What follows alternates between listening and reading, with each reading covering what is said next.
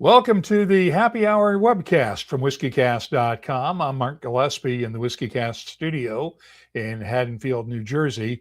It's St. Patrick's Day Eve, and I thought we'd bring back the live shots for a once in a while occasion just to have some fun on St. Patrick's Eve. I'll be joined in just a second by Kira and Rowdy Rooney, the head distiller at Glendalough Distillery. You can put your comments in the YouTube channel and also on our Facebook page. Put your comments in and we can have some fun. We'll answer your questions. We'll go about 45 minutes to an hour or so. And let me bring in Rowdy Rooney now. Just a second here.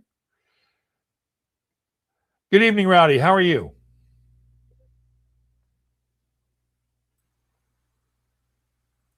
Had to unmute you there. Could you hear? Good evening. How are you, Mark? Doing quite well. It's a sort of a blustery Irish day here in Haddonfield.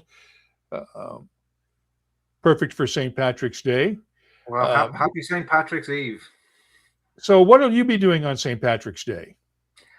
You know what? It's a day that I always take. It's a public holiday here, and my days of going out and going crazy and drinking way too much are behind me. So I use it as a day of R&R, and I like to. I live in Dublin City. It's about an hour north of where our distillery is, and I've got a tiny little garden, and I like to go and potter around and get my hands dirty a little bit and just relax for the day. And I'll crack open a nice bottle of something tomorrow evening and raise a glass to our patron saint. That would be St. Kevin, right? Well, I'll do it for St. Patrick or the country's patron saint. The St. Kevin's Day we celebrate on the 3rd of June, so it's another excuse to raise a few glasses. Well, St. Kevin is on your label, right? Yes, that's the and our logo. That's the guy who's like standing with what people mistake sometimes to be the cruciform, but it's the story behind that pose is so Saint Kevin was an ancient monk. About 1500 years ago, he crossed the Dublin mountains and found this place in Wicklow called Glendalough. Loch with a hard CH or GH in it. He was a man who went in search of solitude and nature. Developed ended up building a monastic site there, and had loads of followers or whatever. But he was really dedicated to nature, and the legend has it that he was standing in the lake praying one day with his arms aloft, and a blackbird came, landed in his hand and laid her eggs. And as dedicated to nature and devoted as he was, he stood for 13 days and nights and waiting for the blackbird's egg to hatch because he didn't want to disturb it. So he kind of inspires and us and our story, and embodies what we stand for, patience and time and stillness, and at one with nature. And yeah, he adorns every bottle and t-shirt and everything else we do. This is meet St. Kevin. Tell me about the history of the distillery. We were founded in 2011, when back in the time when there was only 3 distilleries operational, and then a couple of craft distilleries. I think we were one of the first, if not the first, craft distillery in Ireland. The actual distillery itself opened in 2014. It was founded by a bunch of 4 friends, 5 friends actually, I beg your pardon, who were all working somewhat in the whiskey industry, in either the finance side of it or in the marketing and design side of it, and could see the consistent growth in Irish whiskey and how exciting the category was becoming, and the amazing opportunities that were there. So they, at a really interesting time in the world. It was after the crash of the late noughties. These guys they all had good, steady jobs, young families, or hadn't even started their young families yet. They were all recently married. They took a huge risk and walked away, a bit like our our friend and mentor Saint Kevin. They took a huge risk and walked away from comfort to take a chance at setting up this distillery and wanting to do something that was, stand apart was the philosophy that they begun with. They wanted to do something slightly different, elevate the craft Irish whiskey scene, I suppose, a bit, which was very much at its fledgling state at that point.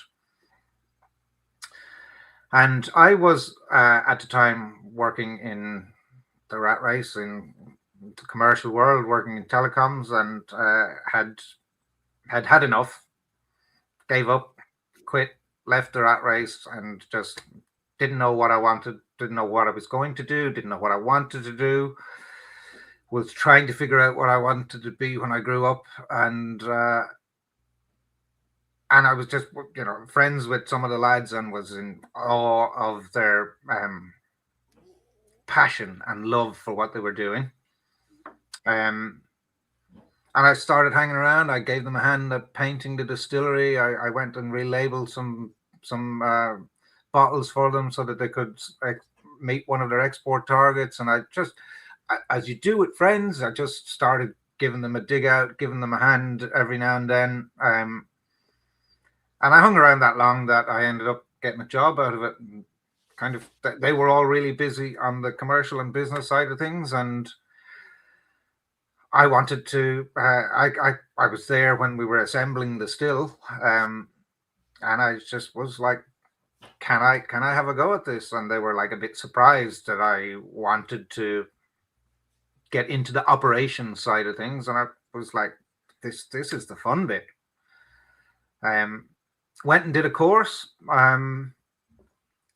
The guys took a chance and gave me the instructions of the still, and I started learning things and just immersed myself in the world of gin at the time. And took to it like a duck to water. Loved it. Very quickly started changing the recipes because I thought they were slightly imbalanced a bit, and I was just fascinated by the different smells and tastes. And we had our gin forager. We're the only distillery in I think the world that has a full-time dedicated forager. And so Geraldine was arriving in every day with baskets of these amazing ingredients that she was collecting wild forage from the mountains, and I was just instantly in love with it. And here I am some 12 years later, still loving it.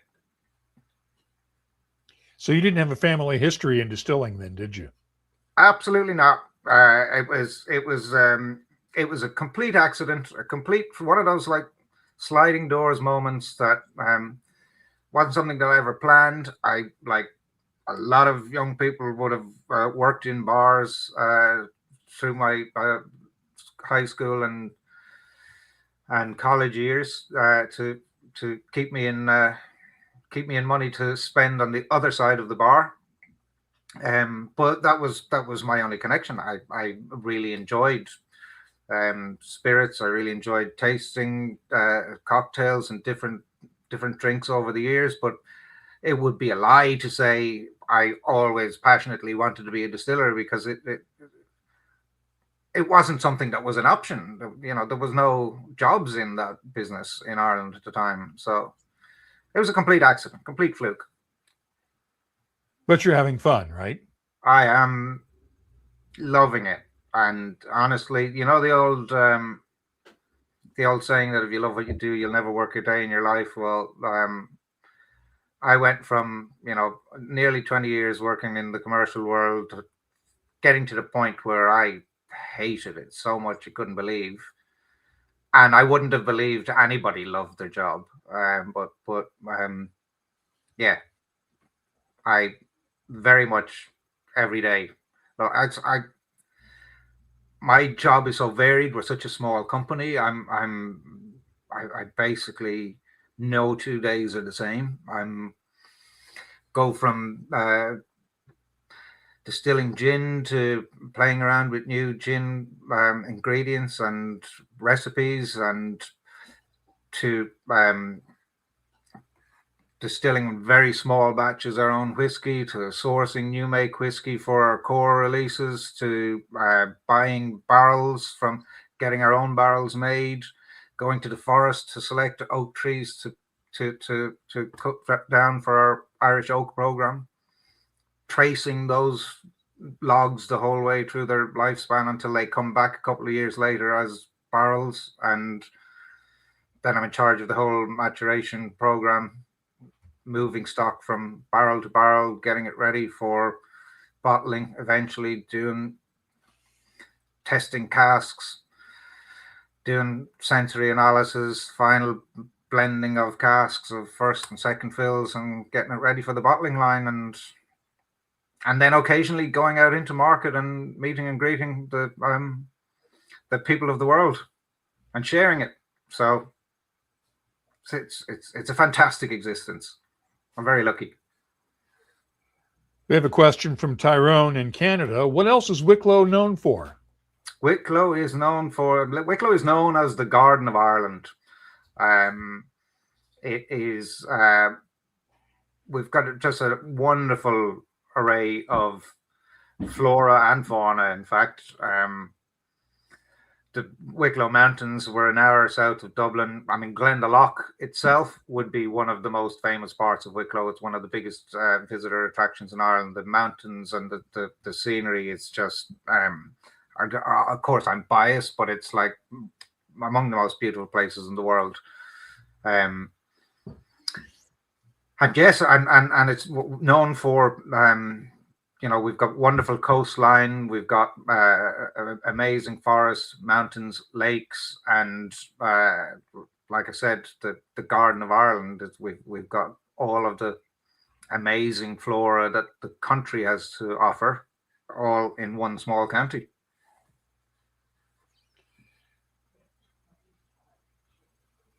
We have a question from Ian Bruce in Australia. Has Glendalough branched out to Australia yet? His train will shortly be stopping at a Glendalough station, unfortunately not one with the distillery. No, I did not know there was a Glendalough station in Australia. So it's not called after us, and that's for sure. But in terms of branching out, is our product available there? Yes, it certainly should be. We have listeners and viewers already from Australia, Sweden, Canada, and the U.S. now. Welcome everybody, and it's and happy St. Patrick's Eve, or in fact, to the ones in Australia, happy St. Patrick's Day. That's right. They can celebrate now with the old traditional green beer. God help us all. Yeah. Well, nobody in Ireland does that, by the way. Nobody. No. We do not drink green beer in Ireland. No. No, it's because it's all Guinness. You wouldn't be able to tell anyway. Yeah. Well, I have a couple of samples that you were kind enough to send over, including one of your new makes, your single pot still new make. Tell me about this one. Well, first of all, I will tell you, Mark, that you're among a very elite, privileged few that I've shared any of our new make with. That's made in, I mean, when we say small batch, these are tiny batches of 5 hectoliter, 500 liter brew kit, and I have to split the fermentation over 250 liter fermentations, and I get, because the biggest still that I could fit into our distillery was a 250 liter wash still, and we've got a 200 liter spirit still that I do the secondary. So it's triple distilled, even though I've only got 2 whiskey stills in the distillery. Our gin still takes up most of the space. It's a 500 liter hybrid. So it's, when I say small batch, I got to do 5 final distillations to fill one Irish oak hogshead. And I went with the mash bill is it's traditional. It's compliant with the existing technical file regulations. So in this case, we've got 60% malt, 35% unmalted barley, and 5% oats. And the what do the oats add to it? I think it's sort of maybe a creaminess, a creamy texture to it, and a bit of a softness. I got the oats malted. It's all the entire mash bill as well as all it's all organic grain. So I got the grain grown. It's a heritage variety called Hunter barley that I got grown organically by a local farmer in County Wicklow as well, and it's malted just within about 5 miles from, maybe about 10 miles from where the field that the barley grows in. So it's extremely high cost, low yield, small batch, totally uneconomical, but great fun. I really enjoy making it, and I think we haven't released any of it to market yet, and it's probably coming on 6 years old at this stage, and I'm going to try and leave it for as long as I can. Because thank you for letting me try it. Excuse me. Thank you for letting me try it. Well, I'm delighted, interested to hear what you think. I don't have a sample with me at home, so I can't. I'm at home now. It's obviously late in the evening, and I've broken off from a little vacation I have to come back and join this call. So I'm not in the distillery right now. So I'm getting a lot of creaminess on the nose on this one. The oats come through and add an extra little bit of spice to it that you don't normally get with pot still. Right.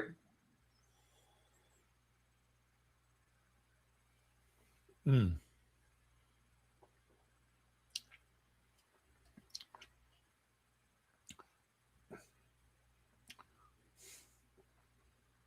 What's this bottled at, or the strength of this one? Is this full strength? Oh, I'm going to need to check. Yeah, I think that's that's straight off the still, so that's probably about 72%. Oh, okay. 72, maybe 76%. It's got some nice baking spices to it. Yes.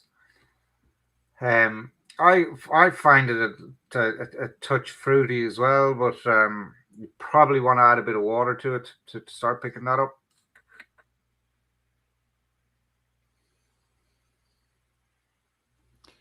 So I don't have any water handy, but well, I you know what, it's work. I put it straight into Irish oak as well. Normally we double barrel everything, but I skipped the ex-bourbon step for these for this stuff, and I went straight into Irish oak. So and look, I'm really pleased with how it's going, but it's in very small quantities, so it'll be a very, very limited release at some point in the near future, I hope. We have a question from Scott Moore, who believes he heard that the tradition of blending malted and unmalted barley began because Irish distillers were taxed on the amount of malt they were using. Is that correct? And is it still the case? No, it's not still the case. There is the legend of the reason, what started the tradition of pot still Irish whiskey was that I think it was in the 1600s, the King of England, who ruled Ireland at the time, was trying to get his pound of flesh from all of the, not just Irish, but all of the brewers and distillers. And he introduced the malt tax of, I think, the 1630s or sometime around then. being easier to control the input than the output. It was easier to tax the malt than what beer or spirit came off the other side of it. Because if you were a terribly bad brewer or distiller and your yields were really low, it was like, well, he was getting his taxes on the inputs. And the old legend is it that Paddy Irishman, not having a great fondness for English kings nor their taxes, said, "To hell with you, we will start putting unmalted barley in," and it was through that process, allegedly to avoid the taxes, that they discovered that sort of the creamy texture and the spiciness that was starting to come from some of the unmalted grains. Now, it's a wonderful story, but I'm not necessarily sure how true it is. And I suspect that unmalted barley would have been used, and indeed other grains from a lot earlier times than that, or whatever, for primarily probably for cost measures, so that you don't have the cost and the inconvenience of malting all of the barley, and that would have been what triggered it first. So not necessarily a tax evading or avoiding thing, but a cost evading or avoiding thing, I suppose, is really where it would have come from. And then stayed because it's like, hang on, this does something really interesting. And it adds that, like, those classic pot still spices and that creamy mouthfeel texture that you don't get in a single malt or a single grain. So a bit like my arrival into the world of distilling, I think it was discovery by accident, and it was like, okay, this was meant to be. Let's keep it this way. Sounds good. Let's move on to the double barrel. This is a single grain Irish whiskey. Yeah, and I do have a bottle of this with me, so I will. I love the sound of a new cork coming out of a bottle. It's the best sound in the world. And we can say to our Australian friends, good morning. I will often refer to this as our breakfast whiskey. It's single grain, 100% single grain, so it's not a blend. And it's double barreled, as the name suggests. All our whiskey is double barreled, but this spends its first at least 3 years in ex-bourbon American oak casks. I use a particularly high portion of B1s or first fill bourbons, over 50%. It's not the cheapest way to do it, but I just love that. Extracting that bourbon sweetness and the vanillas from the American oak, and I then transfer it into Oloroso, European oak, Oloroso seasoned from Spain. And so I'm trying to create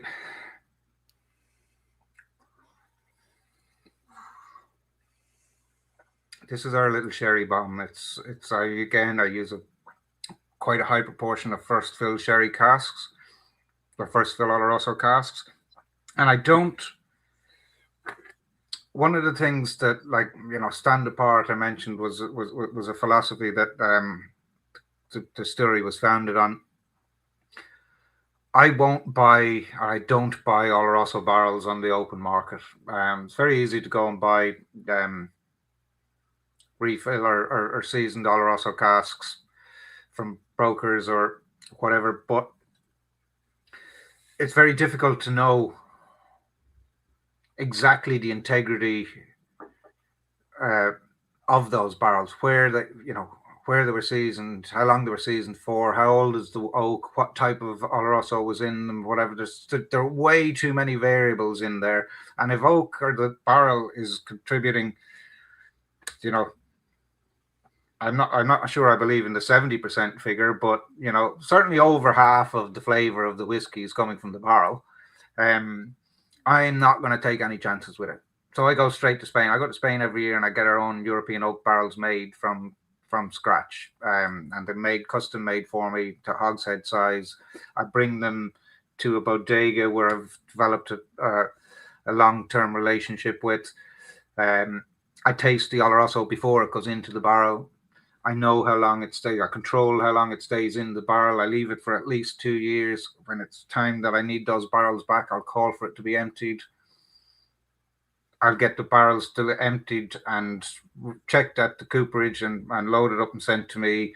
And I'm going to be filling them within 2 weeks of the Oloroso being taken out of them. So I know where the oak came from. I know who made the barrel. I know what liquid went into the barrel. I tasted it before it went in. I quality checked it. I know how long it was in it. I know when it came out of it. And I know that when I receive those barrels, they're fresh and they're moist. And I'm taking whiskey out of bourbon casks into these freshly emptied Oloroso casks. And I'm in total control. I'm arguably a bit of a control freak, but that level of control gives me the consistency that I want to be able to deliver in our whiskey. And the bean counters in our place hate me because it's certainly not the cheapest way to do things. No. But we don't compromise on quality. And when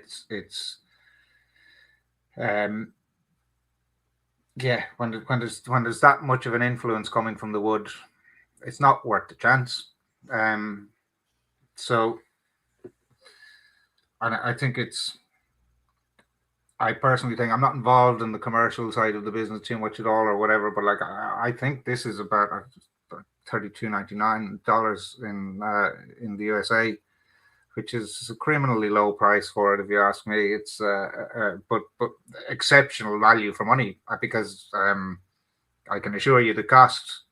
There's no expense spared in the cost of going to this, and the really high proportion of first fill bourbons and the really high proportion of top quality Oloroso seasoned casks.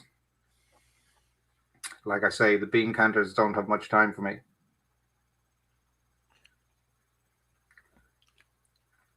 That's very creamy, very smooth, very. It's got just the right amount of spice to it. Yeah, I think like that, what we'd call Christmas cakey, dried fruit kind of typical sherry notes, and smooth. Yeah, it's an overused word. But when I'm making a whiskey, I want it to be moreish. I want people to enjoy it. I want it to be like, I think you could sit down with a couple of mates and finish a bottle of that in the evening. Drink responsibly, of course, everybody, but it's easy drinking. It's approachable. I want it to be. It's approachable in taste. It's approachable in price. I'm not necessarily one for making things that are challenging to drink, that may be really super interesting. Or I want all our whiskey to be enjoyable. Question from Scott Moore: how do you source your bourbon casks? Through relationships that you build up over time. I will insist on getting the first fill select barrels as well, so they're all checked before they come over. Not sure if I'm meant to say I don't have a single exclusive supplier of them, but the vast majority of barrels that I have are coming from either Heaven Hill or Jim Beam. Trippleberg says he likes Manzanilla casks, but PX tends to be too sweet for him. Not sure where Oloroso fits into there, but Oloroso would be a little bit certainly less sweet than PX. I have to say I do like PX, and on my regular annual trips to Spain, there's nothing I love more than tasting PX direct from some casks, and some of the stuff is like I'm lucky enough to get. I mean, the last time I was there, I was tasting PX that was older than my father. It was from 1947. And it's just outstanding, really sweet. Like it's almost like treacle at that point. Manzanilla would be a bit slightly drier, but it makes an amazing finishing whiskey barrel as well. And I have a few of them in the warehouse. Have you experimented with other types of sherry besides those? Yeah, I've got some. I have a few cream casks. I have some Pacaret sherry and Amontillado, and some Manzanillas as well, and some PX. Sorry, I have a load of PX barrels as well that have got some nice malt in. We have a question from Ian Bruce in Australia. Will the slowdown or cease of production in American distilleries have a domino effect on cask availability in the coming years? It's almost impossible to tell. It's like trying to predict the stock market. It's like I'm going to say about 18 months ago, barrels were so hard to come by and they were so expensive. Right now, they're a third of the price of what they were 18, 20 months ago. And there's no end to the availability of them. And that's going to obviously change because they're not filling as much as they were. And they're emptying. So it's a really difficult one, and it's constantly something that we have to juggle with. I started to introduce, I haven't actually put it into bottles yet, but into my warehousing program, I started to introduce some virgin American oak when the bourbon barrels got so expensive a couple of years ago. But I hope it won't go as crazy as it did, and I hope when the bourbon market comes back around that it will see plenty of barrels being released. There are, of course, more and more American distilleries starting to do single malts as well, so there'll be more local demand for them. Traditionally, the vast majority of bourbon barrels came across to Scotland and Ireland, but there's probably some more domestic demand for them now, but there's plenty of them. And there's probably been a slowdown in production here and in Scotland, definitely in Scotland, maybe a bit less so here. So there's falling demand for them as well. Let's move on. You've done some experimenting with a lot of Irish oak, and I've got a sample here of a peated pot still, 7 years old, 4 years in virgin Irish oak casks. That's a travel retail exclusive. Or no, I'm sorry, this is available outside of the USA. Yeah, about this one.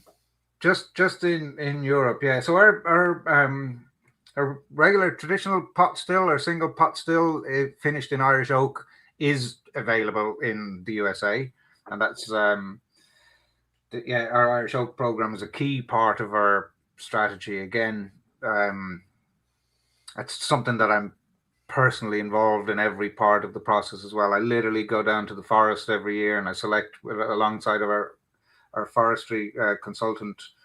We'll select a number of trees to fell, and they'll get felled and they'll get shipped over to Spain, where they're really professionally quarter sawn and they're left out to air dry for, I'm going to say somewhere between 14 and 20 months. I don't have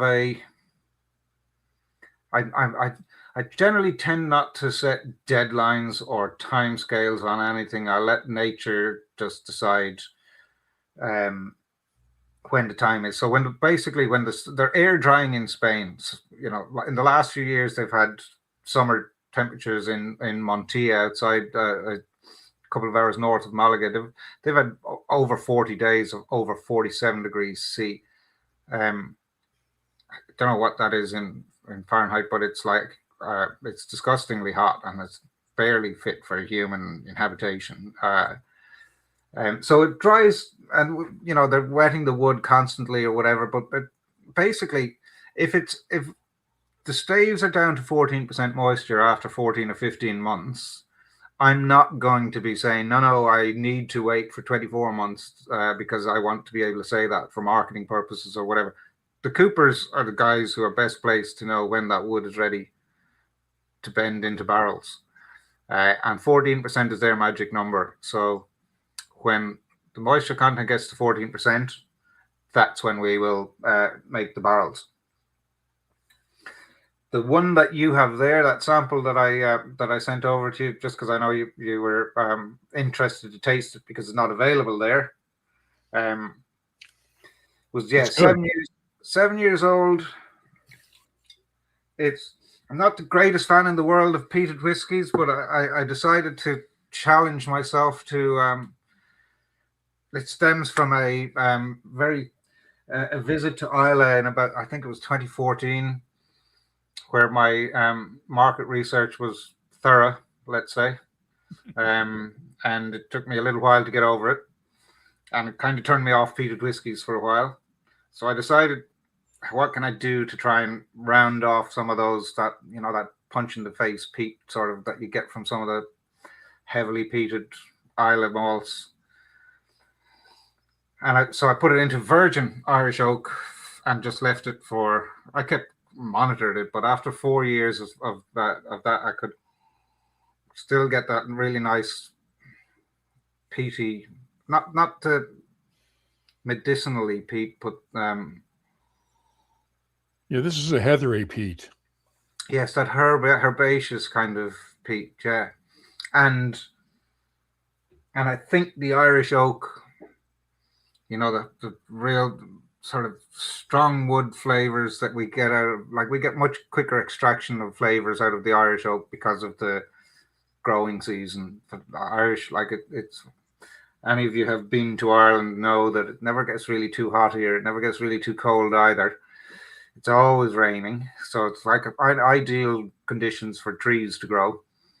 So the growing season, the dormant season, is quite short. The growing season is quite long, and consequently the growth rings are quite wide. Therefore, it's got a reasonably wide grain. So it's the same, Quercus robur, Quercus petraeus as you get in European oak, but with a wider grain. So we get faster extraction of flavors, more oak flavors coming through, and more oak spices, more vanillins coming through as well. And I think that just rounded off nicely against the peatier notes, and it kind of overpowered the peat a little bit, but you can still definitely get it, but in a more approachable way. Like I say, I'm not into making whiskies that people find hard to drink. I want to make whiskey that's easy to drink. Triple Berg asks if the production cycle will be shortened if temperatures continue to stay elevated. Kentucky and Tennessee distilleries might be the model for that. There is absolutely no way on earth the Irish whiskey technical file will be shortened to below 3 years. It's I can tell you the bureaucratic nightmare it has been to change the pot still mash bill on it, that we know and that we have provided ample evidence and proof of historic mash bills that have got over the currently permitted 5% adjunct grains. And the bureaucracy involved in changing it is just phenomenal. And it's because we're still part of the European Union, and it's got Irish whiskey has got GI protection. It's got any significant changes have to go through the European Union as well. And it's like, no. In short, no. It might mean our losses become a little bigger and our angel share loss has become a little bigger. And at the end of the day, you're getting a nicer whiskey after 3 years, but that 3-year period ain't shortening. I'm getting the pot still spices on this are excellent, but the peat is just about right. I'm so happy to hear that, because it for me, it's the first, and maybe it's my gateway drug back into peated whiskey, that I'll be able to start, broadening my horizons again a little bit on it. But I find it I enjoy drinking it, and it's a nice sipper by the fire. Yeah. On a cold winter. Tyrone wants to know how much of Glendalough is sold domestically in Ireland, and what are your largest export markets? I would assume the U.S. is the largest. The U.S. is the largest. Canada is rapidly becoming a huge growing market for us, and is rapidly catching up with the U.S. We have quite a strong presence in France, Italy, the UK. We've got a really good presence in Germany, and we've got obviously domestically. Dublin Airport is our massive market for us. People, it's against the law to go through Ireland, to go through the duty free in Ireland without buying at least one bottle of whiskey. So we do really well from there. I know that duty free well. Yeah, and the team there are amazing. They're so knowledgeable, and so they're not pushy. They're all so into it, and they're a great bunch. Yeah, they have their own whiskey club too. Yeah, I know. I've presented to them on a number of occasions, and I've joined them on their side of the table at a number of at the Aviators Whiskey Society. Yeah. Let's move on to the single pot still 6-year-old. This is unusual because it's Wicklow oak that's heather charred. How do you heather char a whiskey? This is something that's it's a work, kind of a work in progress. I'm very hopeful that we'll get it. We're talking to a couple of people about an exclusive offering of this as a limited time offer. It's just an idea I came up with a couple of years ago. After I use our Irish oak casks 3 times for a pot still, I will I send them up to our local cooperage and get them shaved, toasted, and recharred. And it was like, how do we, we're using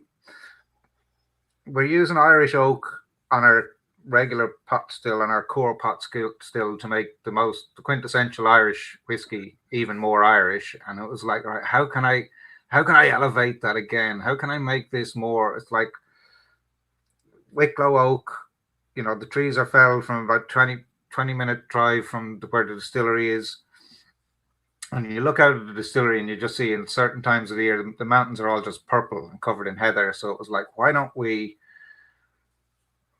instead of recharring with oak chips or gas fire, why don't we just harvest some of the heather and let it dry and burn it inside the cask? So quite literally, I was doing the second batch of them late last week,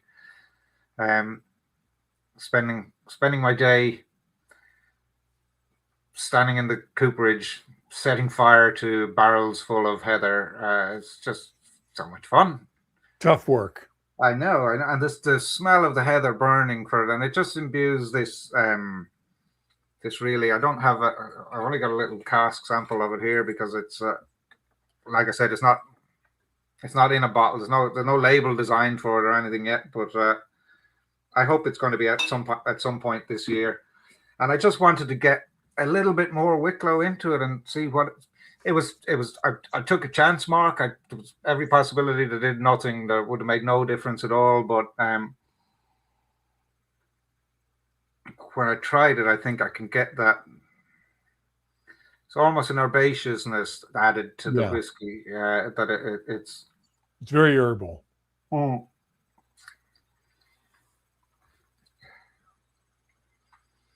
a little a touch of honey as well that I don't think is in the standard pot still. And yeah, I'm hoping this might be something that might be this might end up being a travel retail exclusive. I don't know. We'll leave that to the commercial people, but yeah, it might give everybody an excuse to come to Ireland. Well, let's see if any of the commercial people are watching this. Bottle this stuff. It's good. Well, thank you. Good. When I do, I'll make sure to send you a bottle, Mark, for that little prompt. As Trippleberg points out, Heather Chard, it doesn't get more Irish than that. Well, thank you, Trippleberg. That's kind of what I'm trying to go for, and try to do, little things that are, a little bit different. Trying to stand apart a little. And it's great fun doing it. It really is. Like the Coopers last week were, they're so invested in the process as well. And it's like, they basically just stop everything and we're only going, we're talking about, we recharged like 9 hogsheads last Thursday. And there's got quite an amount of heather required to do that. My car smelled amazing by the time I got down there, because it's about a 4-hour drive from where the distillery is. So, but yeah, it's good fun.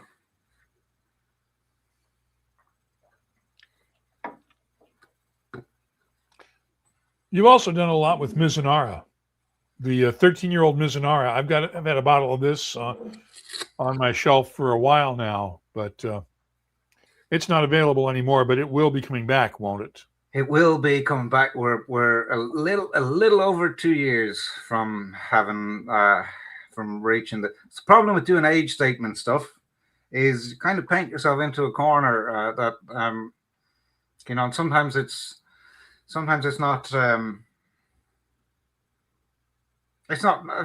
I try to not do age statements as much as I can, because like our double barrel, for example, most of that is about 6 years old, and that's just the way I'm managing our inventory or whatever. But like if I'm tasting casks or whatever, and some of it is like 4 years, 9 months, or 10 months or whatever, or even 5 years, 1 or 2 months, and it's ready to go. It's like, okay, that's ready to go. I'm ready to use it now.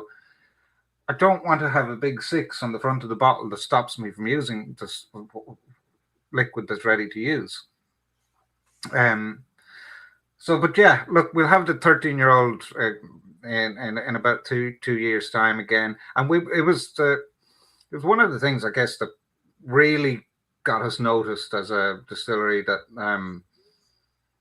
really started to get international attention.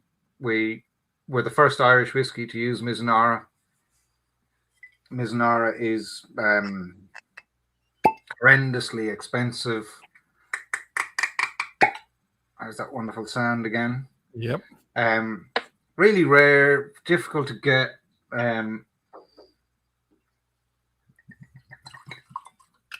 Really difficult to work with. It's incredibly leaky. The angel's share is more like a devil's share. I filled some barrels of it last 2 weeks ago. I got my latest batch of barrels in. I filled most of the barrels that I got in. There was no problem at all. I held 2 back to use on a project that I'm just playing around with, some much older liquid, some 20-plus-year-old that I want to put in for long term. And of course, that was the one that leaked, and quite literally, Mark, it was oozing out through the whiskey was actually oozing out through the grain. Not in between the staves, but out through the grain. Wow. thankfully on the stave that was next to the bunghole, so I was able to just like rotate it so that's so there's no pressure on it, and it stopped after a while, and we get a lot of initial sweating on some of the casks. It does tend to like dry up a little bit after a couple of days, but we can get up to 10% a year losses on Mizunara, as opposed to standard sort of 2.5-3% a year. And a barrel costs, by the time we get it landed from Japan, it's well north of €3,000. And in comparison, like a bourbon barrel now is costing me $100. So it's sickeningly expensive. But it's that leakiness and that porosity of the cask that allows the whiskey to breathe in and out of the wood really, really quickly at a much higher rate, and it extracts some amazing flavors of like these incensey oriental spice kind of. Getting a lot of sandalwood. Sandalwood, yeah.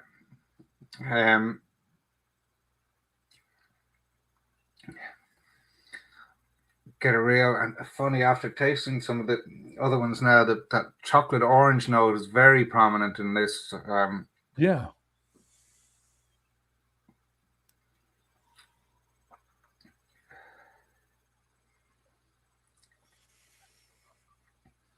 It's it's again, it's something that we wanted to do it's a bit different. It's not what typically what you'd expect from an Irish whiskey, from a single malt Irish whiskey. Those oriental spices and that chocolate orange kind of flavors. And it's, yeah, I mean, there's plenty of Mizunara whiskies out there, whatever, but some of them are eye-wateringly expensive. I think this retails in the States at about $99 for like a 7-year-old single malt with that incredibly expensive cask finish. Is again, I want to give something approachable in flavor and approachable in price. Hopefully we're delivering that. Before we went on the air, you mentioned that you've been getting a lot of inquiries or interest from Chinese cooperages. Is there imitation Mizunara on the market, or at least non-Japanese Mizunara? I suspect it's been called Mizunara. It's probably the same from the same species of oak, Quercus robur. I don't think it's coming from Hokkaido in Japan. In Hokkaido, the North Island of Japan, is quite strictly regulated there. We deal with the only independent coopers in Japan at the moment. We've got an excellent relationship with them going on years. They're very honourable people, the Japanese, and they honour their commitment to supply us with casks. They've been very open about the fact that it's really difficult to get. I'm I believe, the only distillery in the world outside of Japan that has received 450-litre Mizunara puncheons. And they've been very open about the fact that they can no longer supply them to me because the oak of that size is just not available anymore. And that we've got to go down to, going forward, 250 litres. So I'm going to have to adjust the volumes of virgin versus refills and keep a close eye on the finishing period to try and balance those flavors and to try and keep a degree of consistency in between bottlings. But I'm loath to say, Mark, that there is anyone. I'm loath to accuse anyone of imitation stuff, but I'm not convinced it's coming from Japan, and it's a lot.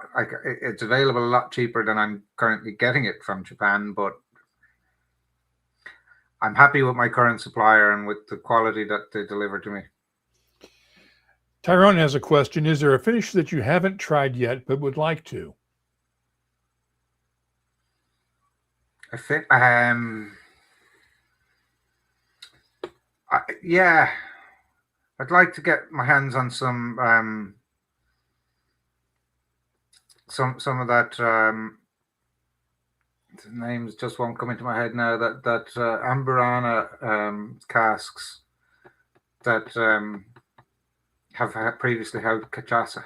I think that'd be amazing. I think that would work really well. And I'm continually trying to find a source. So if anybody knows a source of in Brazil, ping me, hit me up. Triple Berg wants to know, how about cognac casks? Haven't done it. I have done Calvados, so the apple brandy, the French apple brandy, which I really like the store. I really like the way the apple brandy is made, and the really strict regulations that they have to deal with. They're not allowed to pick the apples. They have to wait for the apples to fall naturally off the trees before they can harvest them for making the brandy. And it's just, and it's made in that small part of, so I really like that. Haven't done cognac casks. The French oak can be really expensive as well. The some of the Limousin oak, but yeah, might be something to try. Might be something to try going forward. Yeah, Tyrone puts thinks that Calvados casks would be great. Yeah, it was really, and I did it with single grain as well, so that you can. Single grain's a great canvas for showing off the cask influence. So it was really good. It was really good, and it's again, I don't think it's available in the USA. Certainly, it's available in Europe. We'll need to get onto our distributors in the US and maybe do some single cask releases of it for somebody. That would be a good thing to do. Trippleberg points out Deanston had a release of cognac cask and it was amazing. Just one run, though, guessing the cost was high. I'm guessing cognac casks are fairly expensive.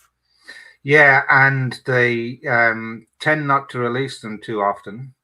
So it can be hard to get, they want to use older oak. Like a lot of the sherry and the port producers as well, they want to keep their old barrels, so it's really, really hard to get. And I've paid at times some eye-watering amounts for some really old port and sherry casks for sort of special projects that I'm working on that will be in the super prestige sort of 30-plus-year-old, not for the mere mortals like us to be buying. Yeah, not for mere mortals. Well, we have managed to waste about an hour of everybody's time tonight. That's an hour that you'll never get back. And I want to thank Rowdy Rooney from Glendalough for joining us tonight on this special St. Patrick's Eve edition of WhiskyCast Live. We'll do this again maybe in a month or so, and we'll let you know on the WhiskyCast Facebook page and on the show itself and on our app. Let me encourage you, if you're not using the WhiskyCast community app, to download it from your app store and jump in and join the conversation. There's people from all over the world on there, and you'll find some friends that really love whiskey. Rowdy, thank you for doing this. I appreciate it. Let's launch it. Mark, happy St. Patrick's Day to you and to everybody that has joined. And Yeah, sláinte, good health. Sláinte. Thank you again, Rowdy. And we'll talk to you again another time. Take care. I hope so. Thank you. Thank you very much for your time. Thank you, everyone, for joining.